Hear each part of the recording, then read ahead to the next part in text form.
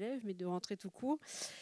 Pour les conférences orales, donc c'est la 6e de l'année. On reprend le programme mensuel comme d'habitude.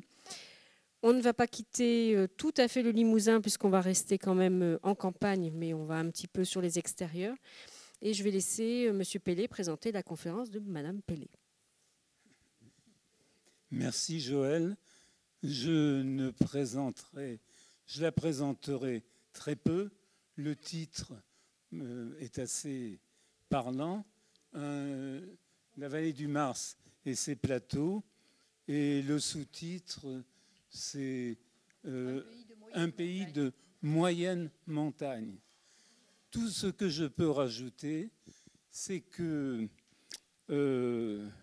entre le Limousin et l'Auvergne, et en particulier le Cantal, il y a des liens, alors qui n'ont peut-être pas compté au moment où l'on a fait la grande région Nouvelle-Aquitaine, mais il y a des liens, comment dire, culturels, des liens paysagers, des liens, enfin, sur tous les plans, et je pense que dans notre pays de petites montagnes, de marches et de petites montagnes, contreforts du Massif central, avec la Creuse, la Haute-Vienne et la Corrèze, eh bien, vous verrez en effet ces liens.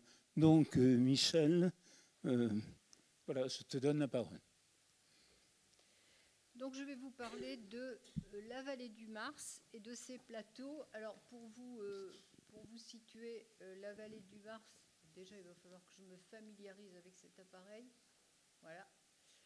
La vallée du Mars, elle est ici. Vous avez le Puy-Marie ici, la vallée du Mars ici. Et ici, vous la voyez bien, Puy-Marie, vallée du Mars. Et là encore, je ne vais pas reprendre tout le temps cette diapositive. Je vous montre juste les villages dont je vais souvent parler. Hop. Le Falgoux, qui est situé au fond de la vallée. Le Volmier, Saint-Vincent-de-Salaire, ça, ce sont les bourgs de la vallée. Et les bourgs des plateaux ne figurent pas sur cette photo, mais je vous les situe quand même. Les bourgs des plateaux, c'est ici, plateau de Trizac, Moussage qui est situé par ici sur le plateau, et Anglars de Salaire de ce côté-là. Donc voilà, je vais vous parler donc de ces espaces ruraux que je fréquente moi et que j'habite d'une certaine façon depuis plus de 50 ans. Et je vais vous indiquer les principaux traits qui constituent la spécificité de ce pays de moyenne montagne. Ce territoire, je m'y suis intéressée parce que je l'habite d'une certaine façon, mais il a toujours fait l'objet d'études, puisque déjà en 1990, une enquête agri-environnementale avait été lancée par Bruxelles pour étudier tout particulièrement cette vallée du Mars. Et plus récemment, en 2011, la direction des territoires du Cantal a passé une commande à l'École nationale supérieure du paysage, d'architecture et du paysage de Bordeaux pour définir une stratégie d'action visant à gérer les territoires ruraux du Cantal, en particulier ceux de la vallée du Mars, pour mieux orienter, ont-ils dit, la construction des paysages de demain. Alors, la vallée du Mars est une région naturelle qui a connu une stabilité jusque dans les années 60, reposant sur des traditions solides, ressemblant à peu près à toutes les campagnes françaises. Et depuis, les mutations agraires, paysagères, humaines, économiques se sont accélérées. Alors, on va en voir quelles sont les conséquences qui se poursuivent d'ailleurs aujourd'hui sur l'identité de cette région. Alors, pour commencer, le cadre géographique, le cadre paysager, ce petit pays se compose de plusieurs unités paysagères, la vallée du Mars et ses plateaux, tout autour du Puy-Marie et de la vallée du Mars s'étalent donc les hauts plateaux, offrant des paysages largement ouverts avec un horizon lointain, dégagé sur le massif cantalien du côté d'Anglars-de-Salaires et sur le Sancy du côté de Trizac. Donc vous avez vu, je ne reviens pas sur la visualisation de la vallée et des plateaux. Et ces paysages résultent de coulées de lave successives qui rayonnent tout autour du Puy-Marie. Alors, photos, il faut que je me retrouve dans les numéros des photos. Numéro des photos. Le volcanisme et l'érosion ont façonné le relief dont le point culminant est le Puy-Marie, que vous voyez au fond, enneigé, qui culmine à 1747 mètres d'altitude. La vallée du Mars est une des 7 vallées qui partent du Puy-Marie. C'est une vallée glaciaire, une vallée en auge, en U, avec un fond plat. Et l'érosion glaciaire a modelé le paysage. La rupture entre vallée et plateau, on le voit bien ici, la rupture entre vallée et plateau. Et bon, ben, je ne sais pas me servir de cet appareil. Il y a pas de souci. Voilà, les ruptures sont nettes entre le vallée et franche, sans transition. On a donc une vallée avec des pentes abruptes, constituant, comme vous pouvez l'imaginer, un relief peu favorable à l'agriculture. Le fond de la vallée et le bas des pentes sont exploités, alors que les versants sont boisés.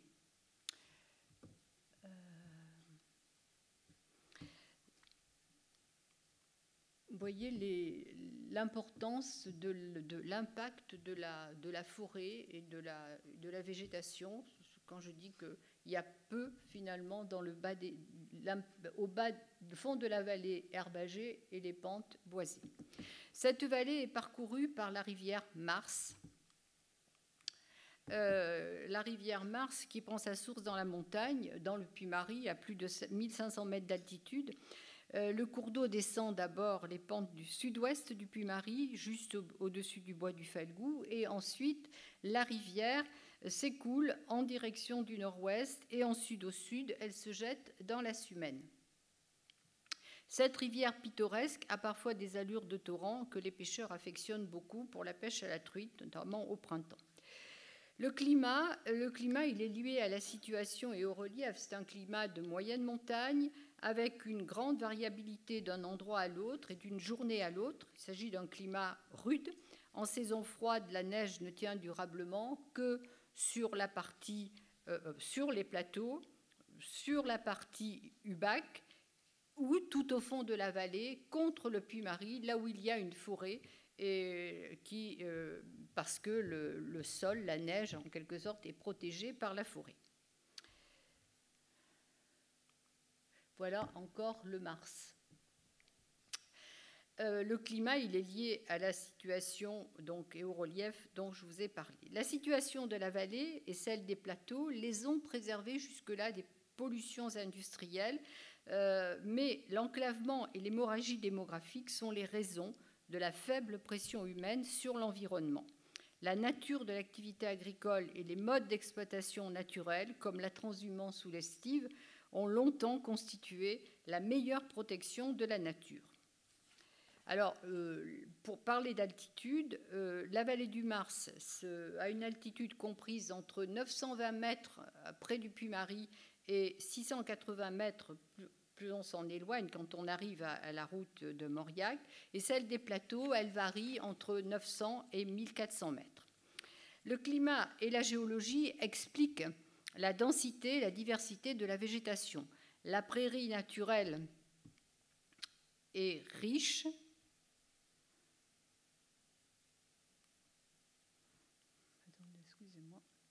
La prairie naturelle est riche. Prairies de fauche dans le bas, prairies d'estive parsemées de gentianes et de fleurs telles que les réglisses, les pensées, les œillets, les crocus. Et après, au-dessus, on trouve la forêt avec les sapins jusqu'à la limite des roches nues et des sommets. Et il faut signaler que beaucoup de ces espèces sont protégées. Je vous fais défiler un certain nombre de photos pour que vous ayez une idée donc de Voilà. La forêt du Mars, ou forêt du Falgou, est un élément essentiel du paysage, que la végétation arborée est différente selon l'orientation, mais surtout l'altitude. On va passer du chêne au hêtre, et au-dessus de 1000 mètres, on trouve les sapins. Il faut signaler également que le frêne est omniprésent dans ce bocage ou dans les haies, qui deviennent aujourd'hui envahissantes. Et il faut dire aussi que le frêne est un apport important, a été et continue lorsque les animaux, les bovins manquent de foin ou d'herbe, les agriculteurs coupent les branches des frênes pour leur donner en complément d'alimentation. Cette végétation s'associe à une faune sauvage et d'une étonnante richesse, des chevreuils, des cerfs, des sangliers et en altitude, bien sûr, c'est beaucoup plus original, des chamois, des mouflons, des marmottes et de plus en plus de rapaces. Alors, la vocation première de ce pays de moyenne montagne, c'est l'élevage, comme vous pouvez l'imaginer, et qui dit élevage dit herbe, dont les surfaces elles-mêmes ont évolué depuis les années 1970. La superficie agricole réellement entretenue est en nette diminution. Les surfaces toujours en herbe, qui ont de tout temps été la vocation première de la vallée, voient elles aussi leur importance diminuer. Alors, parlons des habitants. Qu'est-ce qu'un enfant de la vallée du Mars ou de ses plateaux? Dans le passé, les habitants ont été contraints de vivre en autarcie, comme dans toutes les campagnes françaises, et en vase clos. Même si, en particulier dans cette vallée, on notait un certain conservatisme dans les us et coutumes agraires jusqu'au lendemain de la Seconde Guerre mondiale. Aujourd'hui, les méthodes d'exploitation anciennes ont disparu grâce à l'ouverture sur le reste du pays et grâce aussi à la généralisation de la mécanisation, donc à la relative démocratisation du matériel agricole. Caractéristique également dans cette vallée du Mars, à l'homme maintenant le rôle honorifique de chef de famille dans une exploitation et à la femme le rôle plus discret, capital, d'intendant de la maison. À remarquer également, c'est important, l'attachement viscéral au pays et au sol qui rend quasiment, et qui a rendu, mais qui continue à rendre quasiment impossible un semblant même de remembrement. Si on connaît mal l'origine de la population auvergnate, on connaît mieux les phénomènes d'émigration très anciens. L'immigration a, semble-t-il, débuté après la guerre de 100 ans, parce que c'est une région qui souffrait de surpopulation. Et à ce moment-là, les gens de la vallée du Mars, comme pour tout le Cantal, mais surtout la vallée du Mars, sont partis beaucoup vers l'Espagne, que ce soit la Catalogne, le Pays basque, la Castille. Le phénomène migratoire s'est maintenu très tard, jusqu'à la veille de la guerre d'Espagne, jusque dans la fin des années 30. Et ils sont partis également vers la Hollande, vers le Languedoc et vers Bordeaux pour des raisons commerciales. À l'origine, ces migrants, ils étaient taillandiers, dinandiers, colporteurs, marchands de toile, usuriers, scieurs de long, minotiers, porteurs d'eau, charbonniers et, c'est important, ferrailleurs.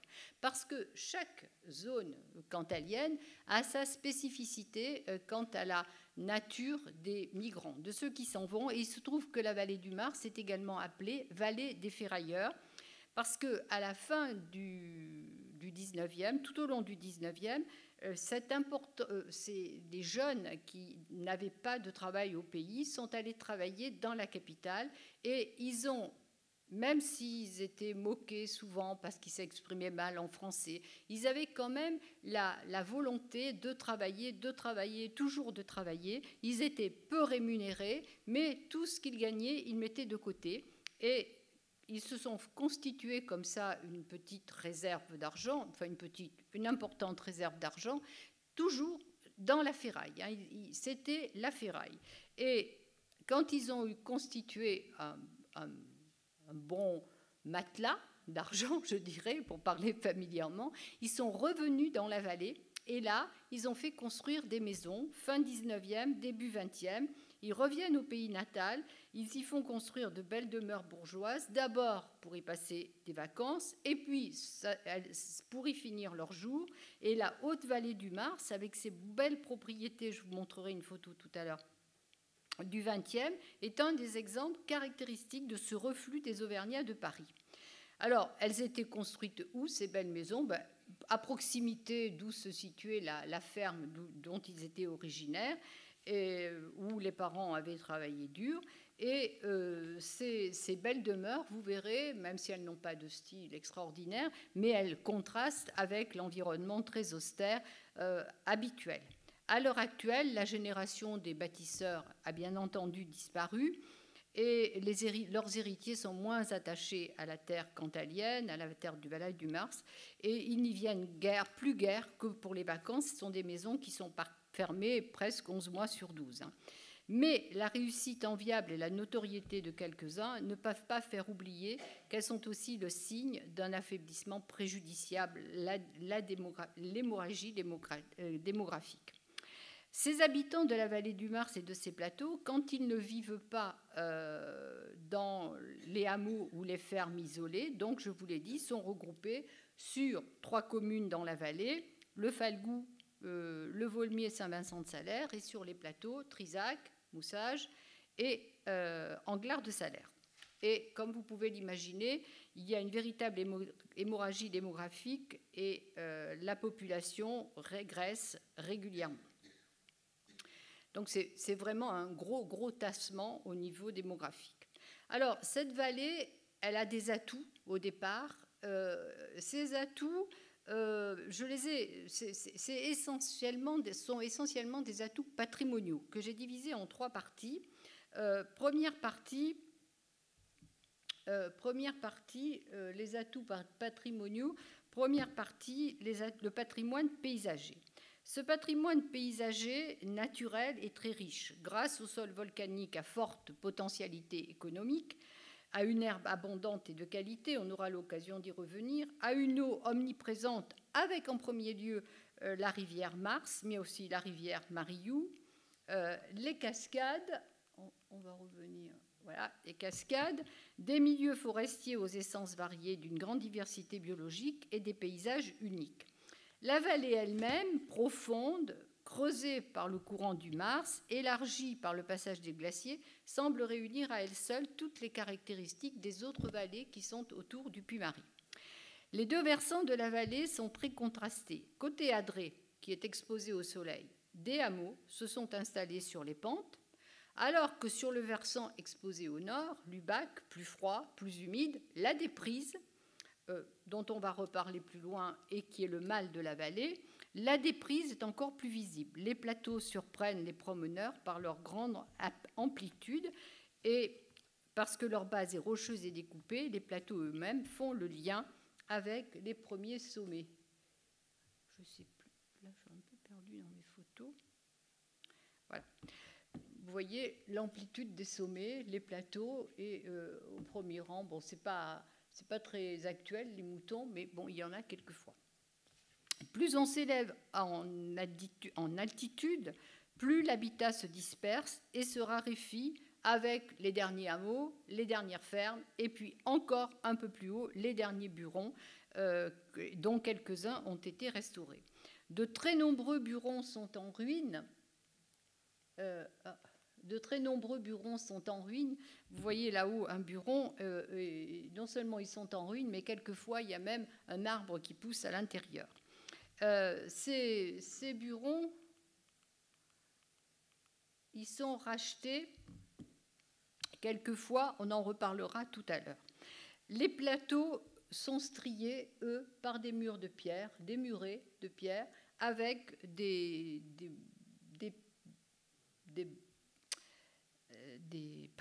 murs de pierre sèche qui sont doublés par des clôtures faites de piquets et de fils de fer.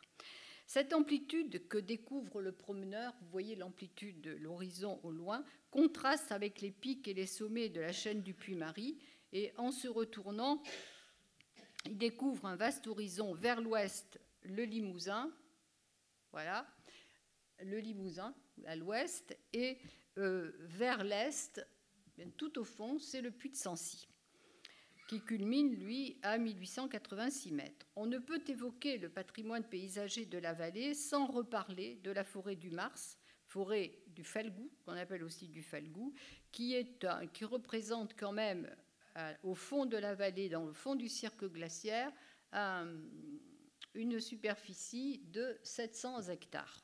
de plus de 700 hectares. Alors, on a déjà mis en évidence un autre atout du paysage, c'est l'eau.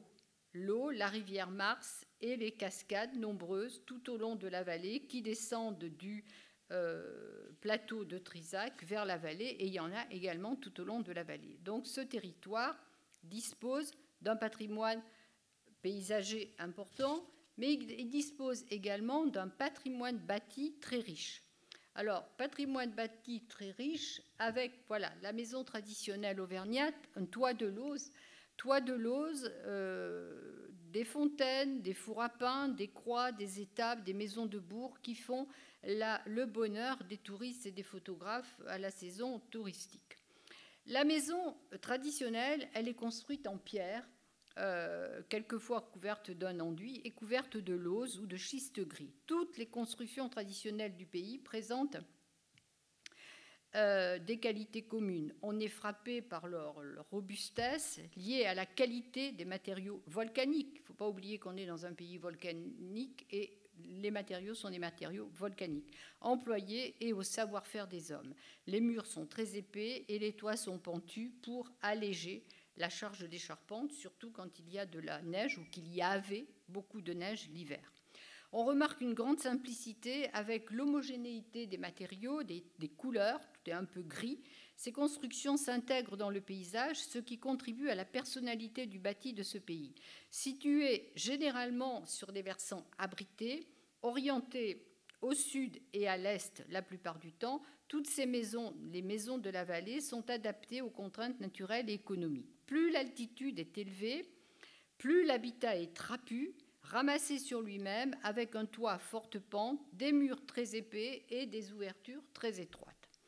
Plusieurs habitations, souvent, sont accolées les unes aux autres. C'est une économie de murs, et si la maison n'est pas abritée par un terrain, eh bien, il y a une haie d'arbres qui la protège du vent.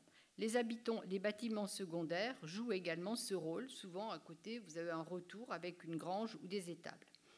Les matériaux utilisés pour les toitures se limitent à la pierre, je dis bien pour les toitures, puisque ce sont des toits de lauze en basalte, souvent très lourdes, qui sont posées comme des écailles de poisson, vous voyez, sur la douelle, clouée à la charpente. Alors, les lauzes les plus grandes sont au bord du toit, alors qu'au fait du toit, ce sont les plus anciennes. Et généralement, on met les lauzes les plus anciennes et les plus petites en haut. Alors, les maisons des ferrailleurs, elles, n'appartiennent pas au bâti traditionnel. Même si elles ont été construites en pierre, elles aussi, elles sont recouvertes soit de lauze, soit de schiste, ça dépend des cas. Mais voilà un exemple, elles ont à peu près un siècle, elles sont un symbole de réussite sociale du début du XXe, mais elles n'ont pas de style particulier. Elles affichent les signes extérieurs de richesse, un peu sur le modèle des maisons bourgeoises rurales, mais moins anciennes, et elles sont peut-être moins harmonieuses également dans les proportions. Il semble que le désir premier des propriétaires ait été de construire des maisons aux proportions importantes pour montrer qu'on avait quand même les moyens d'avoir une belle maison. On découvre quand même, il ne faut pas être trop exigeant, un beau bâti, parce que ce sont des maisons en pierre taillée, avec des parcs, bien entretenus, avec des murs autour, avec des piles, des étages. En fait, elles sont quand même assez belles, même si elles n'ont pas de style particulier. Alors, le patrimoine bâti rural comprend aussi les fours, les fontaines et les croix. Alors, les fours, voilà un exemple de four. Chaque groupe de maisons dans la vallée du Mars avait son four, et sur les plateaux aussi, avait son four. Alors, certains sont bien cachés, de toute taille, certains sont en ruine, mais tout au long de la route, quand on est dans la vallée du Mars, on les voit, on peut les repérer. La plupart du temps, même sur les plateaux, dans le plus petit hameau, il y a un four et les agriculteurs se sont cotisés, ont fait des cagnottes pour relever ces fours, pour les reconstruire et même quelquefois les remettre en fonction. Alors, voilà un autre exemple de four. Couvert de lauze, lui aussi, il occupait la place primordiale autrefois dans le quotidien des paysans, puisqu'il servait bien sûr à faire cuire le pain. mais ils peuvent être individuels, c'est très très rare. La plupart du temps, c'est de four communal, voire sectional.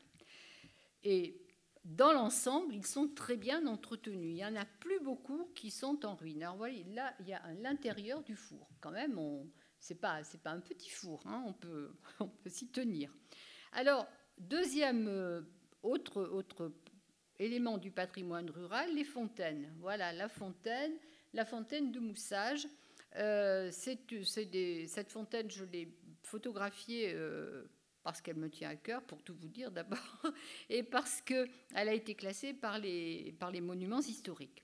Mais il y en a aussi une en Glore-de-Salaire, il y en a une à Trizac, il y en a une au Falgoux. Ce sont des fontaines, toutes en roche volcanique. Alors après, il y a les croix. Un exemple de croix sont des croix de chemin en pierre volcanique, là encore, qui sont toutes différentes les unes des autres. J'ai autant de photos. Dans le livre, il y a beaucoup de photos de croix. Elles sont toutes différentes les unes des autres. Elles font partie du patrimoine local. Elles sont éparpillées, on les découvre. Elles sont les vestiges d'un art populaire disparu. Elles étaient investies autrefois soit d'un rôle juridique, ça pouvait être du bornage, ça pouvait être aussi un rôle cultuel, des croix de protection, des croix votives, mais elles font partie du patrimoine rural collectif et elles occupent une place dans l'environnement, dans le paysage, aussi importante que les fours et les burons. Et d'ailleurs, il n'est pas rare certaines années de voir des personnes qui viennent uniquement pour photographier les croix et qui font le tour des croix. Et il y a une association qui se charge de redégager les croix qui sont quelquefois dans les buissons cachés par la végétation. Alors les burons, ils ont une place unique dans ce pays. C'est le pays des buronniers. Ce sont des édifices en grosse pierre. Je vous en montrerai un qui est très très bien réhabilité. Ils sont couverts de lauze. Ils étaient en général, bien sûr, bâtis près d'une source et pour pouvoir faire boire les animaux. Et ils abritaient pendant les mois d'estive, c'est-à-dire du 25 mai au 15 octobre, le vacher qui faisait le fromage avec ses aides qui étaient le bouvier et le pâtre. Alors, on y faisait, je parle à l'imparfait, hein, parce que maintenant, tout ça a un peu disparu.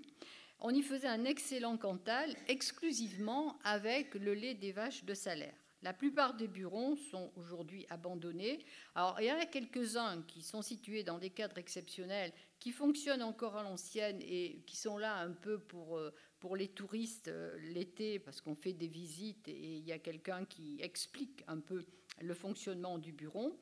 C'est le cas au-dessus de Trizac. Là, c'est un buron qui est une ferme auberge en réalité sur le plateau de Trizac. L'abandon des burons, voire des granges traditionnelles que l'ensilage du foin en balles de plastique rond ne rend plus indispensable, a entraîné la dégradation de nombreux bâtiments agricoles pour lesquels on n'effectue plus qu'un entretien de fortune. Alors, beaucoup de ces bâtiments sont en ruine, car il n'y a pas de véritable politique et il n'y a pas de réel suivi pour la réhabilitation des burons, même si il y a eu des tentatives, mais ça ne suit pas. Il faut quand même vous dire que les burons se vendent à prix, moi que je considère à prix d'or, parce que même ceux qui, par exemple, ne sont pas,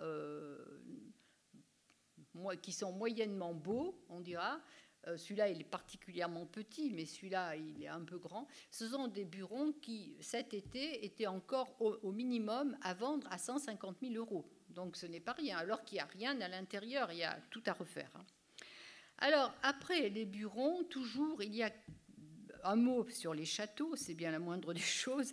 Il y en a 3 dans la vallée. Le château de la Borie, à Saint-Vincent, qui est un château du XVe siècle. Le château de Chanterelle, dont je ne vous montrerai pas d'image parce que c'est un château qui date du XVe, qui est de plan rectangulaire, une maison forte, on dira, rectangulaire, mais le propriétaire ne fait pas entretenir le parc. La végétation est aussi haute que le château, donc il n'est pas possible de faire de photos. Le château de Longeverne, qui est situé près de Malprade, dans la commune d'Anglars. Et le château de la Trémolière, à Anglars-de-Salaires, château de la Trémolière qui date de la fin du XVe et qui abrite, je vais vous en dire un mot, une collection unique de 10 tapisseries d'Aubusson de style verdure aux feuilles de chou. Et en écho à l'extravagance et à la luxuriance de la nature présente dans les verdures, on trouve, en sortant du bâtiment principal du château, un jardin contemporain d'inspiration médiévale qui a été labellisé jardin remarquable.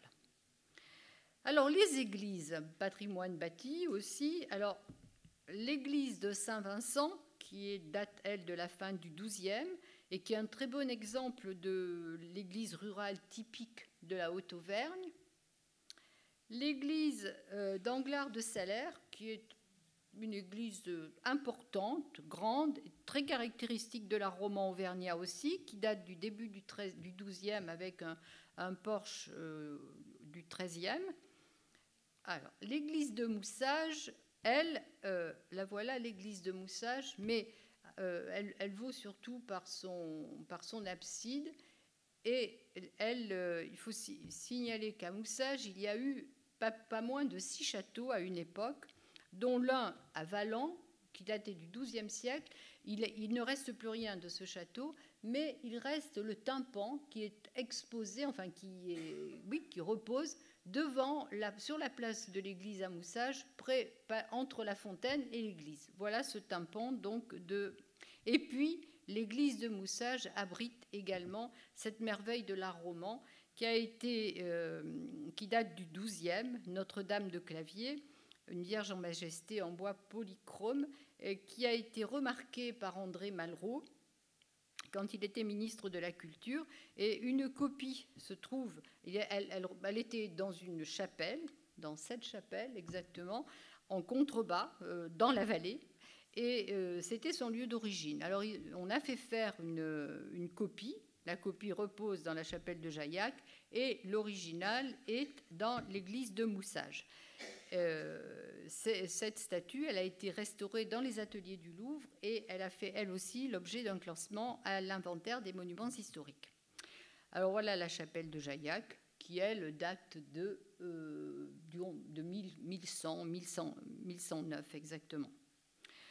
Et puis, pour terminer sur les églises, l'église de Trizac, une belle église qui est caractéristique parce qu'il y a du granit rose. C'est une église romano-gothique.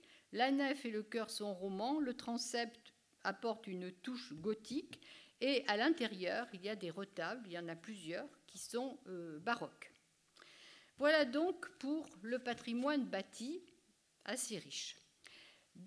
Troisième sorte de patrimoine, je dirais, ce que j'ai appelé le patrimoine vivant. Alors le patrimoine vivant, c'est surtout l'herbe et les bovins, les vaches, sauf que, de façon plus inattendue, il y a une jeune femme qui s'est installée sur le plateau, enfin sur la commune de Moussage, et qui élève des chèvres, et je n'ai pas résisté à la tentation de vous montrer cette belle photo avec ces chèvres.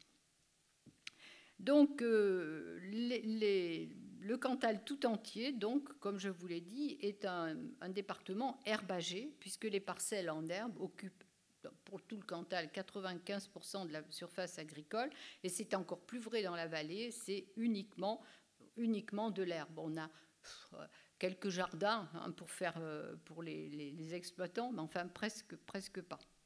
Donc, toute une économie tournée vers l'herbe, l'élevage extensif, c'est très important, est caractérisée par la pratique de l'estive à la montagne, c'est-à-dire les paysages d'altitude. Alors cela se traduit par l'abandon des terres sommairement, par l'abandon des terres qui sont difficiles à exploiter en raison du relief.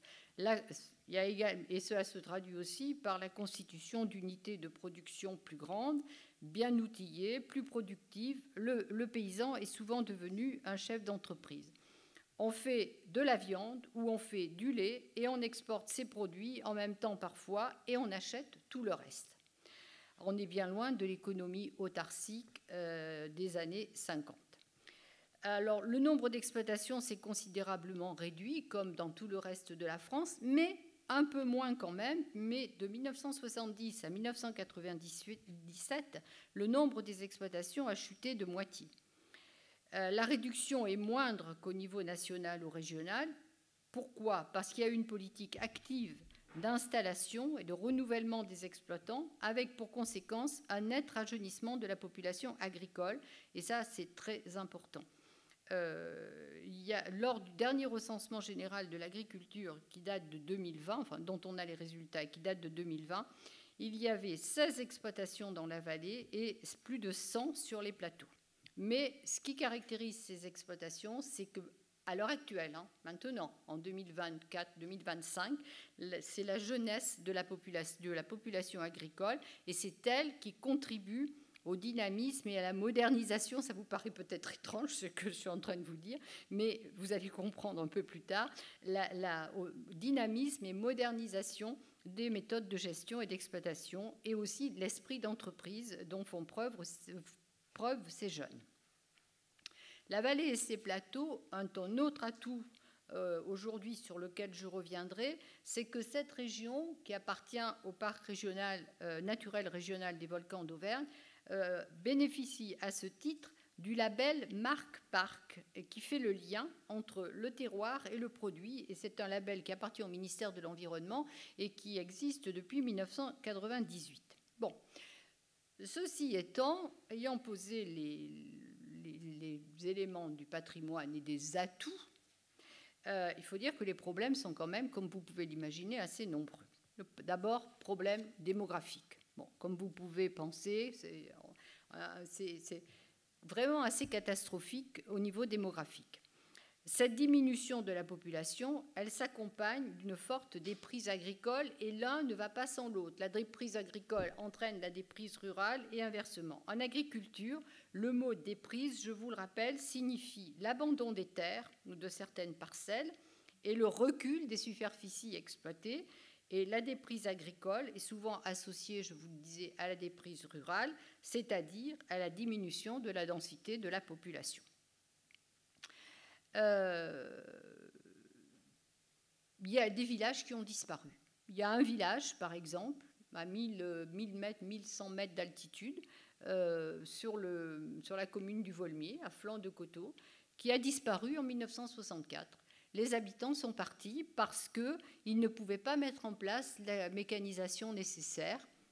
Ils sont partis, pourtant c'était des jeunes, puisque un médecin qui m'a dit avoir procédé à un accouchement en 1962 dans ce village. Bon, il paraît aux dernières nouvelles que le village, enfin le hameau plutôt, le hameau venait d'être racheté dans son intégralité. Je ne sais pas ce qu'ils ont racheté, les pierres qui restaient, mais enfin bon, toujours est-il qu'il paraît que ça a été racheté.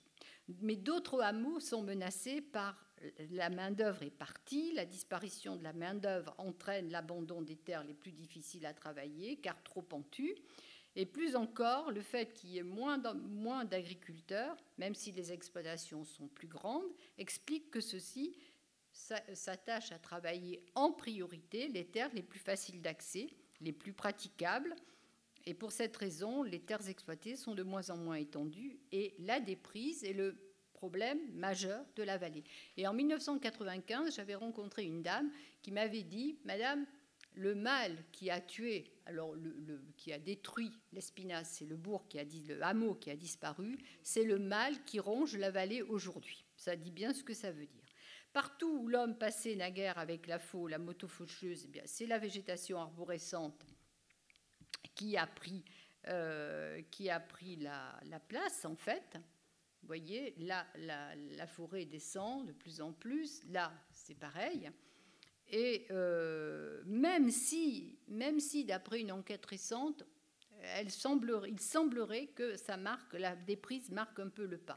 Mais enfin, pour vous donner une idée quand même de la dépopulation, c'est que si on fait, d'après le recensement général de l'agriculture, si on considère l'ensemble vallée-plateau, en 2020, il y avait une densité de 15 habitants au kilomètre carré pour l'ensemble vallée-plateau. Et pour la vallée, c'était 4 habitants au kilomètre carré. Et par ailleurs, toujours d'après ce recensement, 40% de la surface agricole a été abandonnée, voire condamnée. Alors, dans toute la vallée, il n'y a plus de céréales, il n'y a plus rien, il n'y a plus, je vous l'ai déjà dit, il n'y a plus que de l'herbe. L'herbe a été de tout temps la vocation première de cette vallée. Alors, quelles sont les conséquences économiques ? La régression du nombre d'agriculteurs, joint au ralentissement des naissances, ont entraîné un effondrement démographique catastrophique. Les commerces et l'artisanat dépendant de l'agriculture s'étiolent. Les écoles et les services publics ferment. Dans la vallée, il n'y a plus d'écoles, il n'y a plus de services publics, ils restent sur les plateaux. Pourtant, ce pays de la vallée est encore très réputé pour sa production de fromage de Cantal et tout particulièrement le Salers, dont la fabrication est réglementée, et même très réglementée. L'Auvergnat est très attaché à sa terre et son désir d'en devenir propriétaire entraîne une augmentation du prix du foncier. Surtout quand, comme à l'heure actuelle, là, en ce moment, les prix de la viande flambent. Donc, le prix du foncier augmente aussi. Jusque dans les années 80, la vallée du Mars était une vallée laitière, produisait beaucoup de lait. Évidemment, c'était pour la fabrication du fromage. Et puis, à la suite de la loi sur les quotas laitiers de 1984, en 1995, il n'y avait plus que 3 ramassages de lait dans la vallée. En 2002, il y en avait 2. Et en 2022, le dernier producteur de lait a pris sa retraite. Donc, il n'y a plus de ramassage dans la vallée. Il y a encore une exploitation dont le siège est dans la vallée qui produit du Cantal, mais l'exploitation elle-même est sur le plateau. Donc, c'est un peu compliqué, mais c'est comme ça. Et les agriculteurs qui restent dans la vallée, vous allez me dire, mais que font-ils ? Ils se sont reconvertis en système allaitant. C'est-à-dire, mais comme ils sont moins nombreux, le manque de main-d'œuvre fait que de plus en plus de terres sont abandonnées et on produit donc de moins en moins de fromage de Cantal, alors que la vallée était autrefois réputée pour cette production. Et d'ailleurs, la route qui traverse la vallée, la seule route, s'appelle la route des fromages d'Auvergne. Il n'y a plus de fabrication de fromage dans la vallée, alors que sur les plateaux, il y a quand même des exploitations. Sur Moussage, il y a un jeune qui s'est installé, là, avec qui j'ai parlé longuement, dont je pourrais vous parler si ça vous intéresse aussi, qui s'est installé, qui produit du Salers. Il y en a sur le plateau de Trizac. Et puis, il faut dire que sur la politique agricole commune a entériné cette situation des producteurs. Elle a mis en place les aides à la cessation laitière, consécutives à l'instauration des quotas. Et puis, en 1992, la PAC a créé des aides spécifiques, ça en rajoute encore un coût supplémentaire, crée des aides spécifiques pour les vaches allaitantes. On est passé donc d'un élevage traditionnel à vocation laitière à un élevage à vocation bouchère dans le cadre de l'économie européenne. Les quotas laitiers, ils ont été supprimés en 2015, mais si j'ose dire, le mal était fait. Les agriculteurs ne se sont pas remis au système laitier. Les vaches qui restent, elles produisent du lait pour la nourriture de leurs veaux, et qui dit reconversion à système allaitant dit reconversion vers un élevage de génisses grasses et de veaux broutards. On produit donc de plus en plus de viande, et là, en ce moment, ça rapporte, parce que la viande, le prix est en hausse. Alors, l'ensemble vallée-plateau est entré dans une économie mixte, lait et viande. Mais dans le cas de la vallée, j'insiste bien là-dessus, on est passé d'une économie fromagère à une économie bouchère. Tous les agriculteurs de ce fait se sont spécialisés et on est maintenant dans un pays naisseur. Bien sûr, les exploitations n'ont pas toutes leurs parcelles dans la vallée. Il y a les pâtures qui sont situées sur les plateaux, qu'on appelle les estives, où les animaux vont à partir du 25 mai. Et une enquête a été menée par les services de la DDT qui ont travaillé parcelle par parcelle, et il est ainsi apparu que 40% de la superficie des estives sont exploitées, c'est intéressant, par des habitants de la vallée, 40% par des Cantaliens qui habitent hors de la vallée, et 20% par des non-Cantaliens essentiellement des Aveyronnais. Eux, ils ne participent en rien à la vie de la vallée, et ça, c'est un problème pour les gens de la vallée. En conséquence, l'épaississement l'embroussaillement progressif dont on a déjà parlé entraîne de mauvais rapports entre fermiers et propriétaires. Pourquoi? Parce que les propriétaires ne veulent pas investir sur une terre qui ne leur apporte rien, ou quasiment rien, et les fermiers, eux, ne veulent pas enrichir une terre qui ne leur appartient pas. Et ça rejaillit sur les terres, c'est une autre forme de déprise. Et c'est ainsi qu'apparaissent des tensions entre les habitants. Nombreuses tensions, quelquefois réels conflits. Alors, je vais aller assez vite sur les tensions. Il y a quand même des tensions qui me tiennent à cœur et sur lesquelles je vais insister. C'est une qui est liée un peu à l'aménagement foncier. Comme le remembrement n'a pas été possible, la plupart des paysans étant trop attachés à leur terre et ne voulant pas... Bon, on peut les comprendre. Hein. Quand des exploitations sont cédées, vendues à certains jeunes, eux, ils prennent l'initiative de faire un remembrement à leur manière. C'est-à-dire que comme on est dans un pays de bocage entouré par des murets et par des haies, comme vous avez vu, ils arrachent les haies ou ils détruisent les murs. Alors qu'ils détruisent l'identité paysagère cantalienne. Et ils se comportent en contradiction avec ce qu'a demandé l'École d'architecture et du paysage de Bordeaux, qui a demandé le maintien des haies, de maintenir un maillage cohérent, les murets, parce que ça assure une qualité paysagère, ça abrite une flore, une faune diversifiée,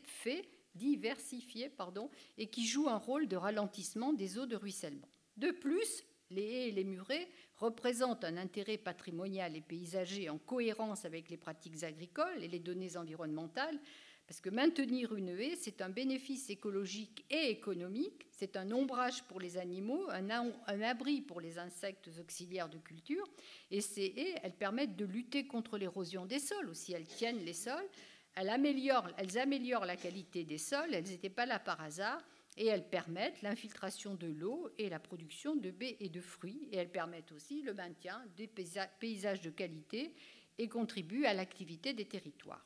Alors, une question vient à l'esprit. Moi, j'ai eu des petites disputes avec des agriculteurs comme ça, à cause de ça, car le dialogue, semble-t-il, il n'est pas facile à réaliser. L'École nationale d'architecture préconise d'entretenir et de rouvrir les espaces intermédiaires en créant le maillage de haies et en les entretenant, et préconise de conserver les murets. Certains agriculteurs les détruisent. Comment certains agriculteurs qui aiment leur pays, qui la plupart du temps y sont nés, pensent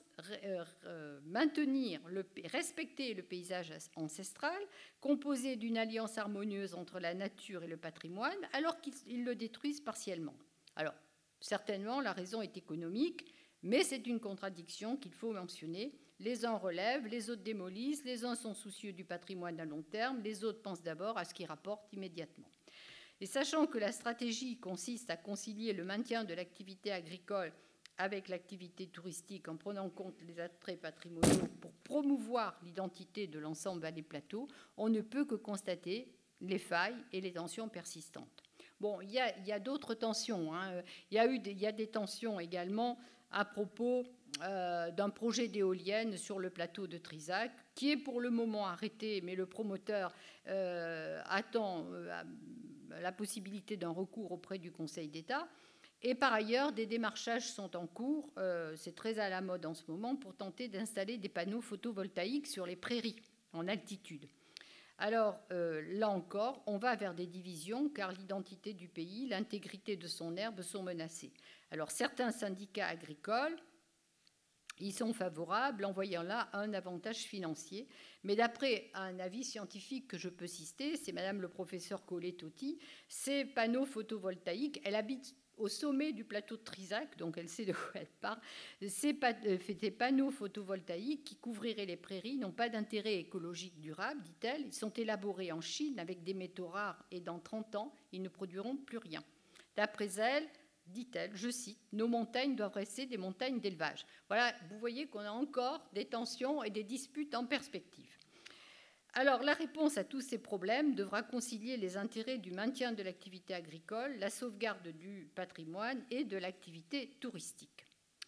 Alors, on va essayer de voir la réponse à ces problèmes et la volonté des agriculteurs. Alors, depuis les années 2000, c'est vrai, ça a tourné un peu dans les années 2000, on assiste, toute génération confondue, à une prise de conscience de plus en plus nette des enjeux économiques, humains, paysagers et touristiques. J'ai bien suivi la chose, et je dis les années 2000 parce que j'étais en contact avec un ancien syndicaliste qui était un agriculteur volontariste et qui m'a expliqué, qui m'a prouvé quand même pourquoi ça a changé. Alors, on essaie de désenclaver la vallée en la reliant sur l'extérieur et en développant l'activité touristique. Alors, les efforts vont porter sur les paysages des estives pour gagner du terrain en altitude. Là, on ne voit pas bien les paysages des estives, mais gagner du terrain sur les plateaux. On va les dérocher, on va leur apporter de l'engrais pour gagner et pour monter, pour faucher de plus en plus haut. Parce qu'avant, on fauchait qu'en bas, au fond de la vallée, vous voyez les prairies. Il est évident que là où il y a de la forêt, on ne peut rien faire. Mais on va monter maintenant, faucher sur les plateaux jusqu'à 1400 mètres d'altitude. Et on voit que pour l'ensemble des plateaux, il ne faut pas perdre d'autres surfaces. Il faut absolument optimiser ces espaces d'estive où les troupeaux se retrouvent. Alors après la première fauche de juin, en principe, ils mettent les troupeaux tout l'été et on fertilise et on fauche. Alors, il y a beaucoup de reprises d'exploitation qui sont faites, comme je vous l'ai dit, par des jeunes. Et ça, c'est important parce que le fait qu'ils soient jeunes fait qu'ils ont plus envie d'aller de l'avant. Et dès le début des années 2000, on veut sortir de ces années, de décennies de stagnation, de déclin. Alors, comment aller de l'avant alors que 30% des agriculteurs sont à l'âge de la retraite et que... ils n'ont pas envie de tout se révolutionner. Ils ont envie plutôt de continuer comme avant. Alors, on assiste dans les années 2000 à une confrontation entre des agriculteurs que je qualifierais, mais ce n'est pas péjoratif, on les comprend, mais de passéistes, et puis d'autres, là c'est encore une opposition, des agriculteurs qui veulent agir comme des chefs d'entreprise, qui veulent aller de l'avant, ceux qu'on a appelés les agriculteurs de l'extrême. Alors, eux, ils veulent entretenir vraiment le paysage rural, l'espace rural, avec la meilleure façon. On voit que l'agriculture ne peut plus gérer de la même manière les paysages qu'elle a façonnés depuis des siècles. Et c'est là qu'on entre dans des mutations, c'est là qu'on peut parler de mutations paysagères. Et c'est là qu'intervient le tourisme, parce que le tourisme et l'agriculture, dans ce début de prise de conscience, se trouvent liés. Le tourisme passe par le maintien de la dynamique agricole, par le maintien de l'identité paysagère, et déjà en 2002, on assiste à la rénovation de bâtisses, de granges et la création de gîtes pour l'accueil des touristes. On percevait donc déjà en 2002 le développement de ce qu'on appelle l'agrotourisme. Cette démarche se poursuit aujourd'hui et il est souhaitable qu'elle perdure pour l'accueil des touristes et aussi pour la mise en valeur du patrimoine. Alors, des tentatives de réponse aux différents problèmes de la vallée ont été faites. Par exemple, en 2015, il y avait 5 projets qui étaient partis. On mettait beaucoup d'espoir. Et puis, il n'en est resté que 2, mais 2 solides, une boulangerie bio et un atelier de transformation des produits carnés. Éventuellement, je pourrais en reparler si ça vous intéresse. Tous ces projets nouveaux, ils demandent beaucoup d'énergie dans un contexte difficile et malgré les échecs de certains projets, tout n'est pas négatif parce que ces tentatives, même quand elles ont échoué, étaient le signe d'un réveil et de la volonté des hommes pour faire changer les choses et entreprendre des mutations. Alors, il y a eu une action dynamique en faveur des touristes. Je vous ai dit la rénovation de granges, la rénovation de bâtisses qu'on a transformées en gîtes, l'accueil à la ferme, mais également les touristes qui cherchent des paysages grandioses vont profiter des propositions de randonnée et de découverte qu'offre le Puy-Marie, qui a été classé grand site de France en 2012 ainsi que la maison de site du Falgou. Des sentiers de randonnée ont été rouverts et on peut faire beaucoup de randonnées dans la vallée et sur les plateaux. Tous ces aménagements sont le fruit d'une démarche dynamique qui consiste à étendre le territoire de découverte au-delà du sommet du Puy-Marie lui-même, parce que jusque dans les années 2000, on s'intéressait essentiellement au Puy-Marie, et maintenant on va beaucoup plus largement sur les plateaux, dans toutes les vallées autour du Puy-Marie, mais aussi beaucoup dans la vallée du Mars. Et les touristes qui arrivent dans ce pays du Haut-Cantal vont découvrir des lieux plus sauvages que la vallée, encore moins connus, comme les bois du Marillou. Et à propos du bois du Marillou, qui est situé sur le plateau de Trizac, je veux attirer votre attention sur ces étonnantes cases de Coteuge. C'est un site qui a été classé monument historique en 1924, qui s'étend sur 4 hectares et qui comprend 30 habitations, cases. Ces structures sont en pierre sèche, elles correspondent à des maisons, des maisons semi-enterrées, mais il a fallu attendre 1990 pour que des études archéologiques demandées par des érudits locaux montrent que ce village a été occupé au moins depuis l'an 1000 et abandonné au XIVe siècle. Et il montre que c'est un habitat et un mode de vie rural qui ressemble à celui de la Gaule antique. Donc, apparemment, ce seraient des ruines gauloises. Et puis, des pistes de montagne ont été rouvertes sur les plateaux. Et on voit bien là l'enjeu de l'agrotourisme. Autre effet de la volonté d'accueillir des touristes, le concept Onirica, le parc de loisirs Onirica, qui est installé au fond de la vallée du Mars, contre le Puy-Marie, dans la forêt du Falgou elle-même. C'est tout simplement un parc de loisirs qui fait intervenir de l'acrobranche, tous les jeux qui peuvent se pratiquer dans l'univers forestier, mais ça a été une demande des maires des communautés de communes. Et en saison hivernale, dans la forêt du Falgou, on a la possibilité de faire du ski de fond parce que la neige reste plus longtemps dans la forêt qu'ailleurs. Alors, réponse à ces problèmes, c'est ce sur quoi ont misé les agriculteurs, les producteurs de la vallée, la qualité.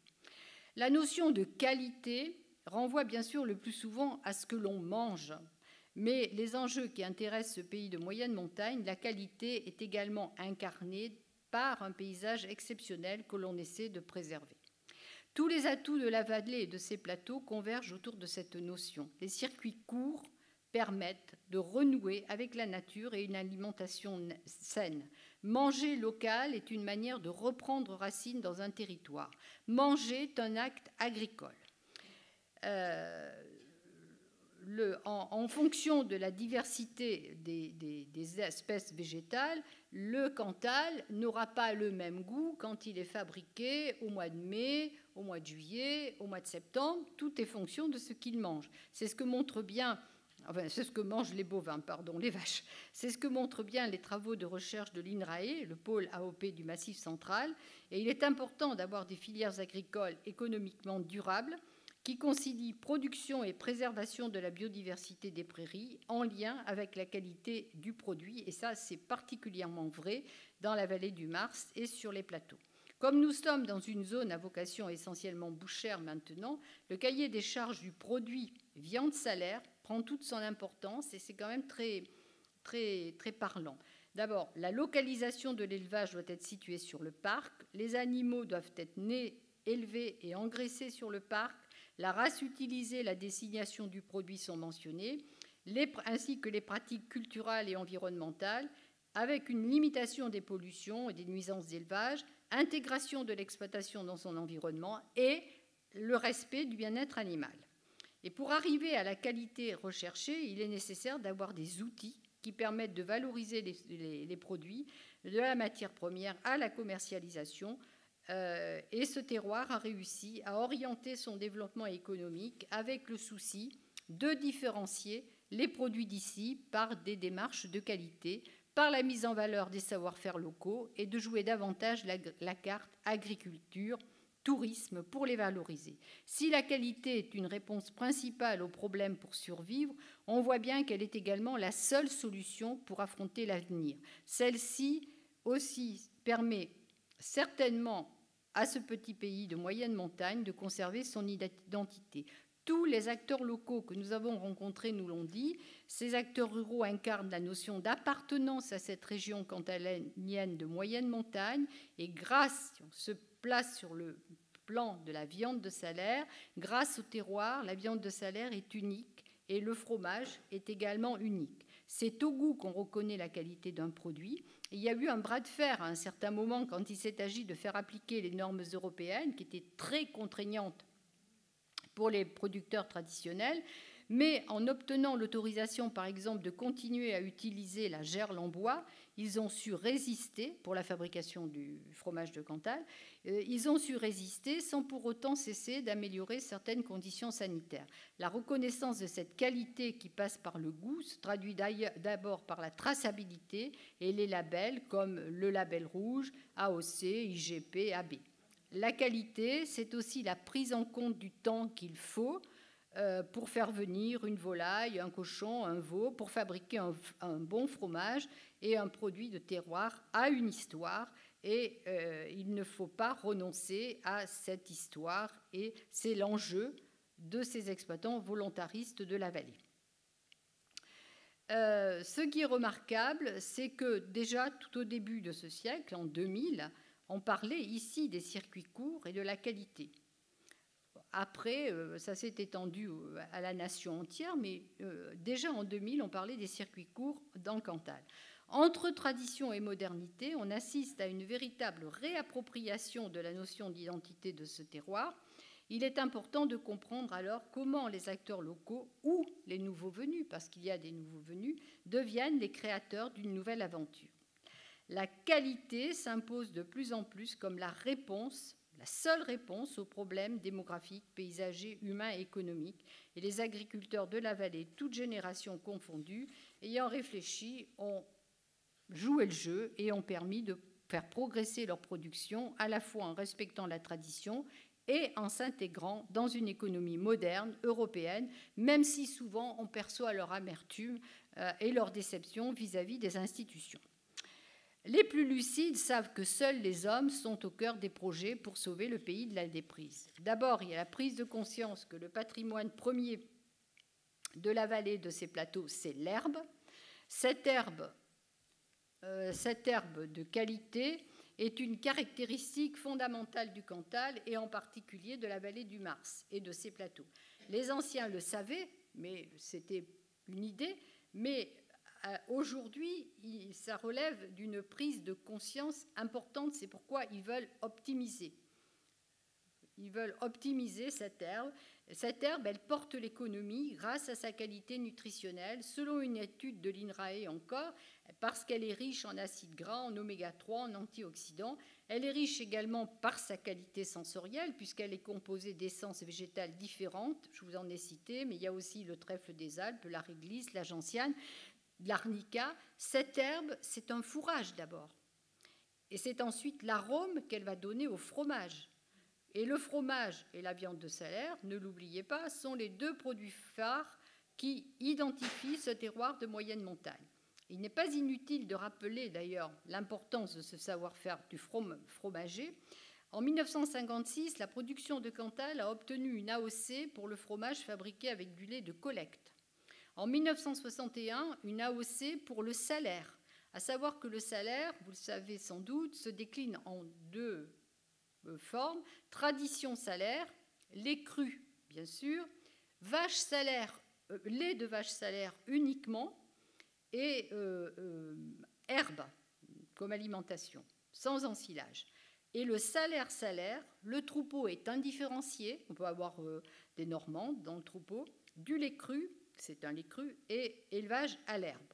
On fabrique encore du fromage sur les plateaux, je vous l'ai dit, et avec la gerle en bois de châtaignier, dont ils ont conservé la tradition, un producteur m'a dit un jour, je cite, le terroir se transmet à la gerle, qui la transmet au lait, la flore saine se met en place et empêche une flore malsaine de se développer.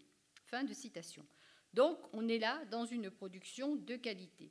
Et la victoire de cette poignée d'agriculteurs volontaristes a été celle de la qualité et du goût.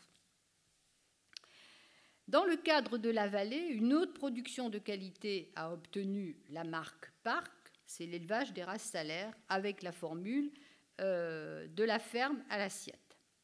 Une autre façon de mettre en pratique les circuits courts. La mise en place des circuits courts se fait dans la vallée et ses plateaux par la vente directe des produits de qualité à la ferme, sur les marchés de Riom-Montagne ou de Riom tout au long de l'année et sur les marchés de pays pendant la saison estivale. Certains producteurs ont également des clients réguliers chez qui ils expédient leurs produits hors du département. Et c'est en cela que la vallée du Mars est un cas d'étude pour un pays de moyenne montagne, puisqu'il montre bien que pour sortir du déclin démographique et économique que je vous ai exposé, il a fallu ici se poser la question de la qualité comme seul remède possible. Tout ça a nécessité des outils pour valoriser les produits d'ici, et on ne peut pas, quand on est du pays... Alors voilà un autre troupeau, mais là je crois bien que ce sont des aubracs, mais il y en a beaucoup sur les plateaux, vous avez encore les fleurs. Voilà le tome de fromage de Salaire, voilà. Et on ne peut pas, quand on parle de la vallée du Mars, ne pas parler de la pisciculture de moulin de Romanenche qui est installée sur le Mars et qui, depuis 1999, s'est beaucoup développée et ça, c'est une réussite assez spectaculaire, ainsi que le Buron du Chaussedier, qui est une ferme auberge où les touristes aiment beaucoup flâner à 1400 mètres d'altitude ou 1300 mètres d'altitude par les soirs d'été. Il m'a paru important de souligner la complexité de la question de l'identité dans le cas de figure de la vallée du Mars et de ses plateaux. Cette complexité, on l'a vu, relève de différents facteurs, des différences générationnelles et plus encore des motivations diverses et contradictoires parfois des principaux acteurs. Les agriculteurs, loin des débats théoriques sur l'identité et le terroir, ont prouvé depuis les années 2000 qu'ils pouvaient arrêter le lent déclin, et les acteurs des différentes associations et institutions, comme le Parc des Volcans, insistent sur le patrimoine de manière parfois plus théorique, institutionnelle, et même si leur conception de l'identité est différente, les uns et les autres n'ont pas accepté l'idée de la déprise en tant que fatalité et ont essayé de relever le défi. Alors, est-ce qu'on peut être réellement optimiste en 2025 ? Il ne faut pas idéaliser la situation actuelle quand on se projette dans l'avenir. Des tensions, vous l'avez vu, voire de réels conflits persistent. D'autres sont en germe. L'action des hommes sur 2 décennies a certes un peu stoppé la déprise, renouvelé l'économie de la vallée, participé de façon active à l'ouverture des espaces au tourisme par le biais de l'agriculture locale en préservant les sites touristiques et agricoles grâce à l'entretien des fonds de vallée, à la restauration des fours et des burons et en favorisant le maintien de sauvegarde du patrimoine, en développant des produits de qualité, les acteurs locaux ou venus d'ailleurs défendent d'une autre manière l'identité de ce terroir de moyenne montagne.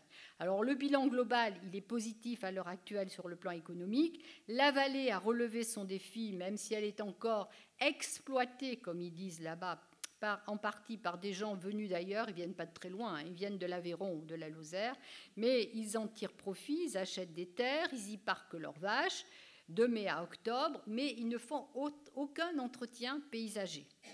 Et quand on n'habite pas sur place, on ne peut pas s'inscrire dans une action collective et faire sur ce plan-là le travail agricole. Et on dit là-bas, ils ne font pas fumer les cheminées de la vallée.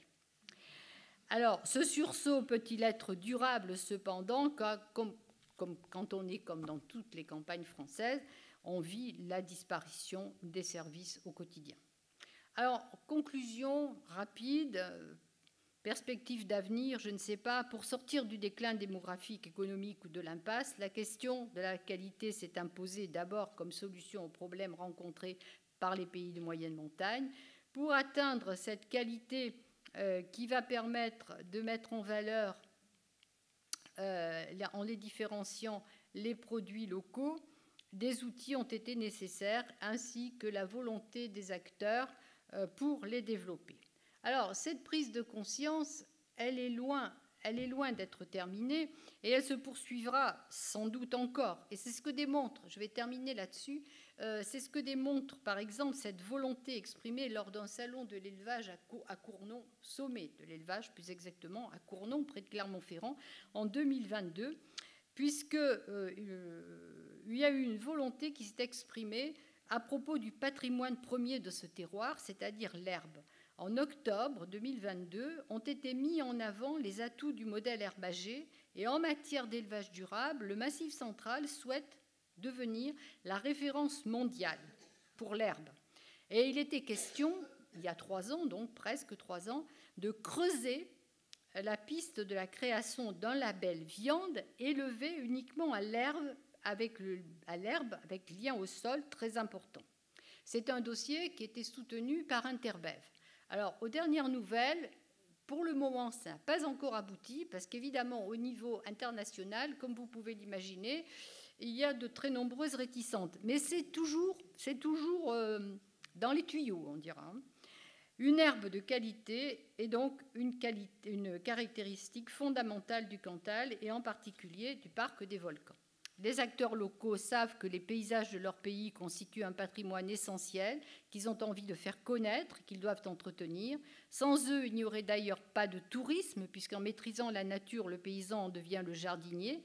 Il n'est pas étonnant de voir que les cinéastes s'intéressent depuis quelques années de plus en plus à la vallée du Mars et ses plateaux. Alors, s'agissant d'une région aussi richement dotée par la nature, et tout au long des siècles dotée également par le travail acharné et inspiré de générations et de paysans écologistes, il n'est pas possible de tout dire sur ce pays de la vallée du Mars et de ses plateaux, mais c'est qu'une esquisse afin de vous laisser l'envie d'y aller et le plaisir de la découverte. Je vous remercie.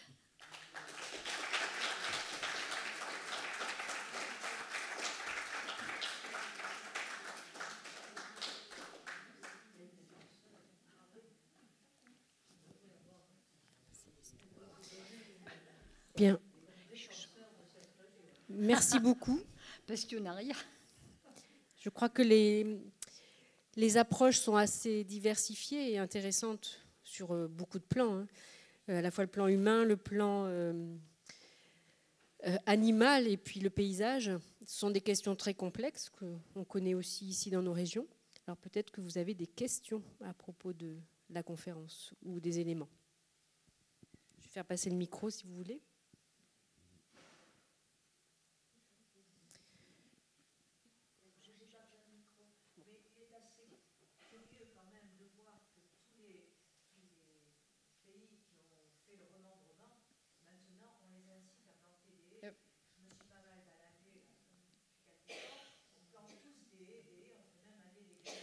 Ils ont même des subventions pour planter des haies. Oui, oui. Effectivement, on s'est rendu compte que les inondations et tout un tas de problèmes viennent du fait qu'on a supprimé le bocage. Bien sûr. On peut comprendre ces agriculteurs dans le bocage, parce que moi, chez mes grands-parents, c'était la Corrèze, bon, c'était à peu près pareil.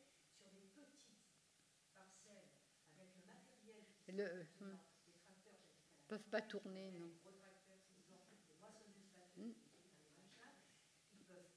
Tourner. Travailler sur ces petites parcelles. Donc, ils sont tentés, je peux comprendre, de démolir leur haie. Mais c'est dommage. Mais là, je connais. Ça enlève tout le cachet de notre bocage. Bien sûr. Je connais un jeune agriculteur, enfin maintenant il n'est plus très jeune, mais enfin il est beaucoup plus jeune que moi, mais il a agrandi son exploitation, il a acheté des parcelles en bocage qui étaient un peu pentues. Et il m'a dit, tu vas voir, ça va être formidable, je vais faire arracher les murs, les haies, je vais faire une grande parcelle et je vais pouvoir faire tourner tout mon matériel. Mais j'ai dit, tu crains pas les inondations? Ah non, ça risque rien. Mais au printemps d'après, tout baignait. Alors maintenant, il en a fait une bassine. Il a été obligé, mais il en a fait une bassine de ces terres.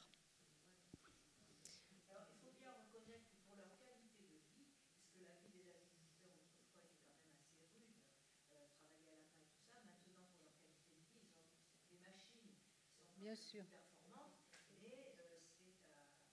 c'est au détriment de notre qualité. Ben, oui, c'est différent. C'est une mutation. Après, il y a aussi les problèmes de temps de travail. Ah oui. Voilà. C'est difficile de trouver des agriculteurs, des jeunes qui veulent s'installer.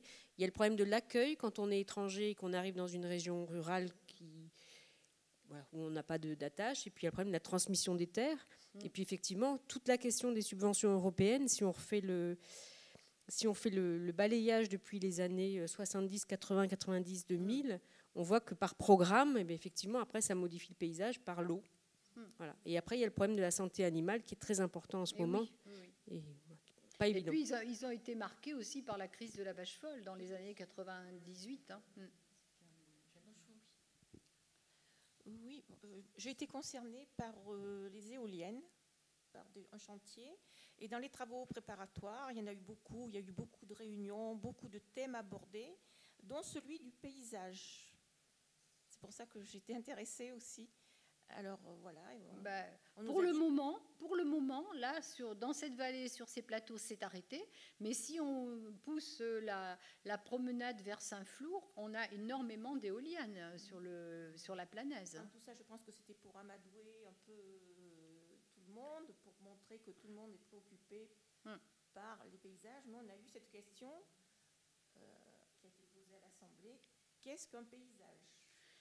Oui, mais oui, on a entendu cette remarque à la télévision aussi. Qu'est-ce qu'un paysage ? Oui. Alors, il y a le paysage aérien, mais je peux vous parler du paysage souterrain des éoliennes, parce que quelqu'un qui s'occupe bien de ça m'a expliqué qu'il faut voir le tonnage de béton qui est en dessous et qui ne pollue le sous-sol. C'est ça. Donc, pour faire de l'électricité, c'est très bien, mais on pollue quand même. On ne sait pas. La durée ? On ne sait pas recycler les pales. Non. Il y a des cimetières de pales aux États-Unis. Et le démembrement des éoliennes sera, il n'y a rien prévu par l'État. Enfin, ça sera à la charge des propriétaires du terrain. Hein. Savez-vous si les problématiques se posent dans les mêmes termes dans le césalier ou pas ? Parce que j'ai l'impression que le basculement vers la viande est peut-être moins... Je vous avoue que j'ai pas, même si je connais bien Marie-Hélène Lafont, je vous avoue que je ne sais pas si le césalier est concerné. Le césalier, c'est la production de Saint-Nectaire, c'est différent. Je ne sais pas, mais ils produisent quand même encore beaucoup de lait dans le césalier. Oui, je crois qu'ils produisent beaucoup mais il y a quand même une crise du fromage, puisque par exemple pour le salaire, celui qui est vraiment fait avec du lait de vache salaire, je crois que pour tout le Cantal, il n'y a plus que 6 producteurs.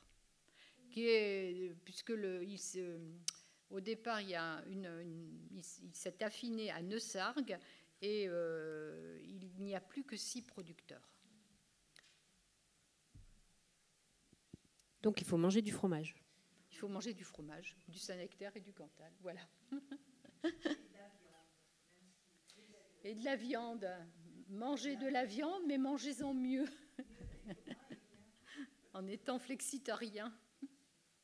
Après, il y a un autre élément qui est très intéressant aussi, c'est sur l'herbe et la qualité de l'herbe. Oui. Parce que je pense que le grand public n'est pas très familier de la richesse de l'herbe et de ses variantes aussi qui donnent des différents goûts. Oui. De l'herbe fraîche. Oui. Et qu'aussi un animal mange de l'herbe. Oui. Et de l'herbe. Et pas dans des balles en ensilage. C'est sûr que ça n'a pas le même goût. Et justement, par rapport à la qualité de l'herbe, est-ce qu'il y a des études qui sont menées en ce moment sur les différents plateaux, enfin sur les différents... Oui, il continue. Oui. L'INRAE, c'est Ghislaine Pradel qui s'en occupe, continue toujours à... Ils avaient même fait, mais ça remonte à une douzaine d'années, ils avaient fait des prairies fleuries justement pour voir l'impact sur le goût du fromage. Et elle continue, elle s'intéresse beaucoup à, justement, la photo que je vous ai montrée était faite par l'INRAE, là, sur les prairies. Et donc, dans la même lignée, le comparatif avec d'autres régions de moyenne montagne de même altitude et de production fromagère, est-ce qu'il y a des comparatifs qui sont faits? Je ne sais pas. Ça, je vous avoue que je ne sais pas. Je suis un peu... centrée sur cette région. Je suis centrée, comme vous avez pu le comprendre, sur cette région. Je ne sais pas du tout. Par rapport à la qualité de l'herbe aussi, une agricultrice m'expliquait qu'elle tenait absolument à faire parcourir dès le printemps le maximum des prés, parce que l'herbe elle a aussi des vertus pour la santé des animaux. Eh bien, bien sûr. Oui, bien sûr. Ils les sortent généralement, enfin, il y en a qui restent dehors avec les hivers doux, qui restent dehors toute l'année. Avant, ils les sortaient début avril. Et ils les rentrent ils les rentraient début novembre.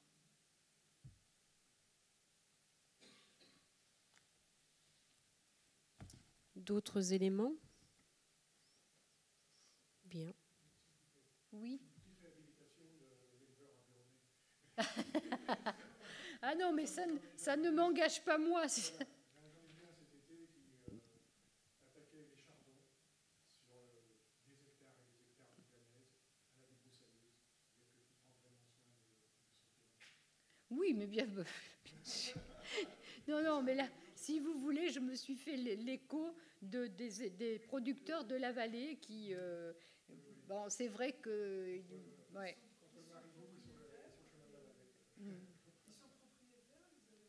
Alors ça dépend.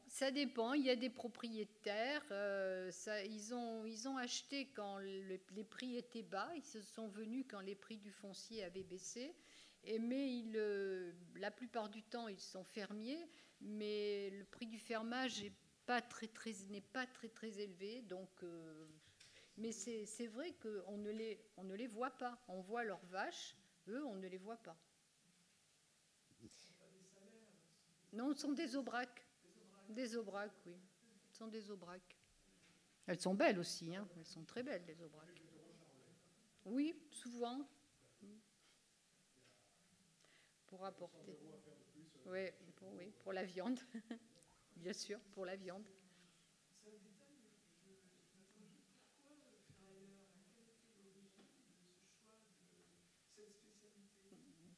C'était un moyen de gagner de l'argent.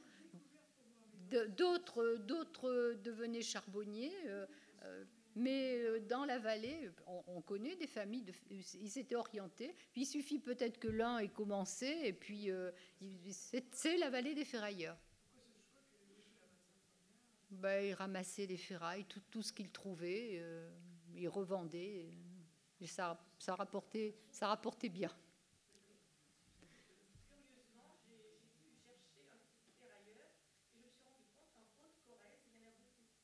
Aussi en Haute-Corrèze, oui, peut-être. Oh, mais il y a plus, dans la vallée, il n'y a plus d'entreprises. On a connu les dernières familles de ferrailleurs sur Moussage, au moins 2 familles, mais je crois que la famille s'est éteinte. Il y a un petit-fils qui est devenu un des producteurs phares, justement, de Cantal, de Salaire.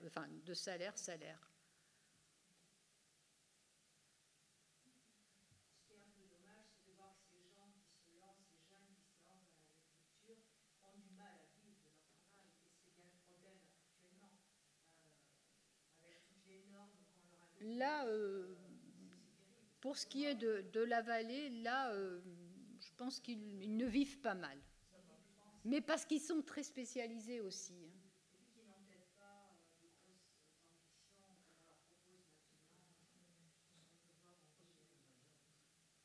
Je sais pas, mais enfin, je trouve qu'ils ne vivent pas mal quand même. Enfin, ici, hein. Après, je ne sais pas du tout, je ne connais pas les d'autres exemples, mais dans la vallée du Mars, c'est pour ça que j'en ai fait un cas d'étude un peu, parce que je pense que c'est... et je vous dis, Bruxelles s'y était intéressée en 90, Après, il y a eu l'école d'architecture et du paysage. C'était une vallée qui était quand même particulière. Et moi, si j'ai été amenée aussi à m'intéresser à cette vallée, c'est parce qu'on n'habite pas loin, mais c'est aussi parce que à Bordeaux, il y avait un professeur de géographie rurale qui m'a incité à m'y intéresser. Il avait été interpellé par le cas de la vallée du Mars parce que son père, lui, il était géographe ruraliste et son père était notaire itinérant. Et en tant que notaire itinérant, et donc il était resté un certain temps dans la vallée du Mars et il avait trouvé que quand même elle avait un caractère particulier.